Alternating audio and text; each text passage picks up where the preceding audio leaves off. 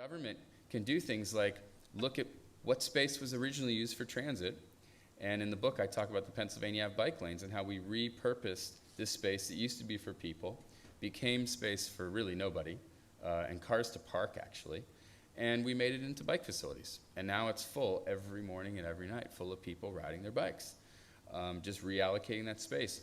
And this is, I think, important for Singapore because there's a misconception in a lot of places where you don't have, let's say, bike lanes, and you think, well, if I take that lane away from cars, then it's going to make the cars travel slower, right? That seems like it makes sense.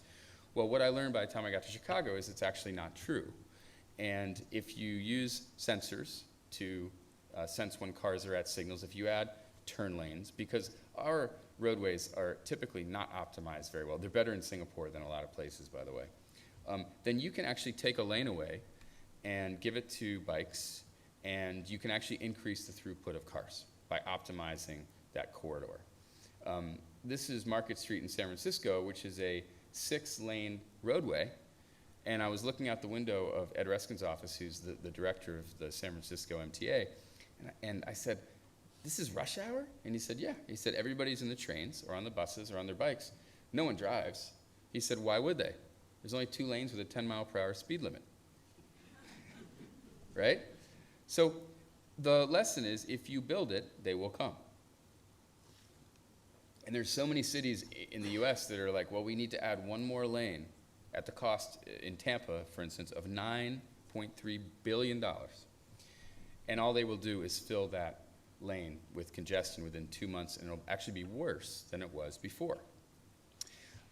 We are learning that complete streets are very important. So if you're going to put in a bus lane, if you're going to put in a bike lane, see what you can do for all modes.